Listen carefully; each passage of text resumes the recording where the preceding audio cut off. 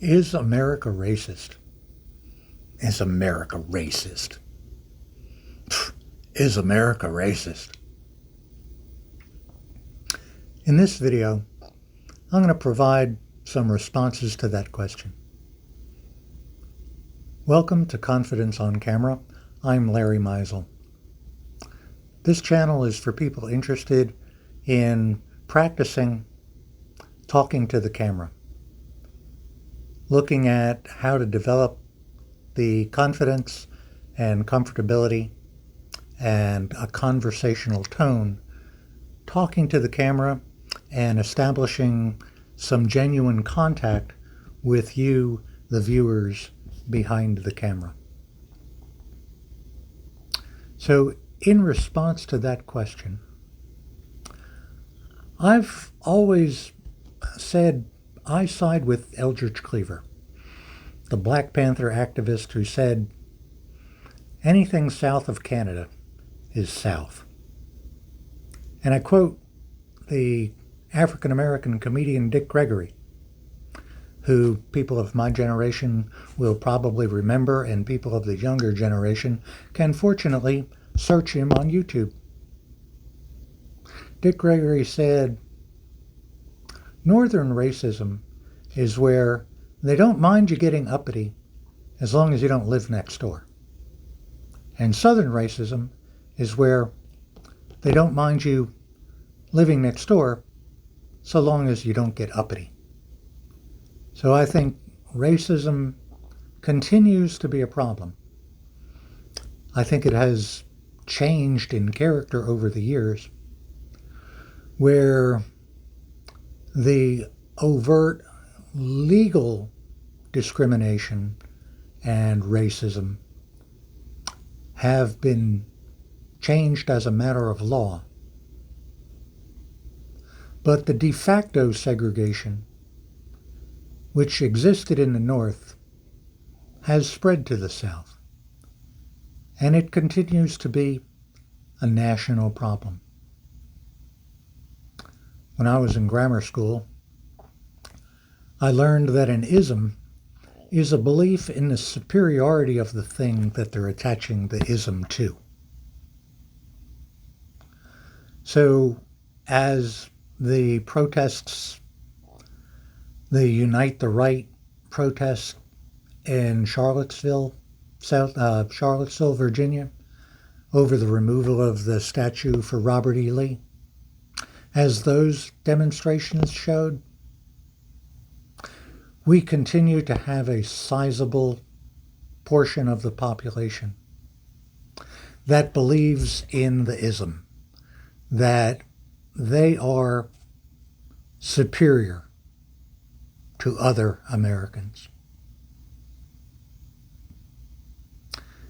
In a Supreme Court case a while ago, several years ago, that determined that prior judicial review of southern states changing their voting regulations would no longer be necessary. And since that time, conservatives, mostly Republicans, have worked to suppress voter registration by minorities. Since the Board of Education, since the Brown versus Board of Education decision in 1954 and the Supreme Court decision in 1974, that immediate desegregation of the schools was required by the Constitution. Since that time, we've seen an integration of the public schools, and we've seen a resegregation of the public schools. White flight to the suburbs, and the establishment of white, exclusive, so-called Christian academies.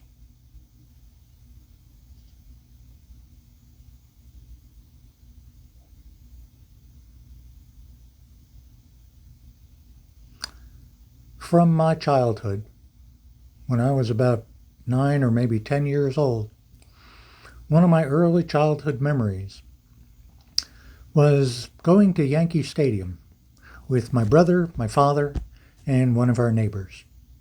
My brother and I sat in the back seat while my father drove, and our neighbor sat in the passenger side of the front seat. And as we were going across the George Washington Bridge, and we stopped to pay the toll, the toll taker had his name. There was a nameplate on the toll booth with the name of the toll taker. It was Washington. And my neighbor said, "That's one good thing about being a Polak. You'll never see a black guy named Pipsinski." And he didn't say black guy. And I believe my neighbor has passed away many years ago, but I believe that sentiment is still alive and well among many Americans. It's also true that many of the things that would be unthinkable when I was 9 or 10 years old going to Yankee Stadium are no longer even thinkable. Many years ago, there was an incident in Texas where some guys dragged a black man in chains behind a pickup truck until he was dead. It took the jury only a couple hours to find them guilty of murder. When I was 9 or 10 going to Yankee Stadium, they would not have brought charges. They would not have been able to get a jury to have an unbiased verdict. But just a couple years ago in Brunswick, Georgia, a guy named Ahmaud Arbery was chased down and killed by some white men, some of whom had been former law enforcement officers. And when, after they murdered him, it was determined that charges should not even be filed. Media attention to the case finally brought the case to trial and brought justice for his family. So, is America racist? It depends. Things have changed. Things have remained the same.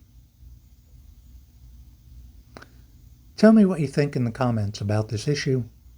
Tell me what you think in the comments about my on-camera presentation. Suggestions for improvement are always welcome.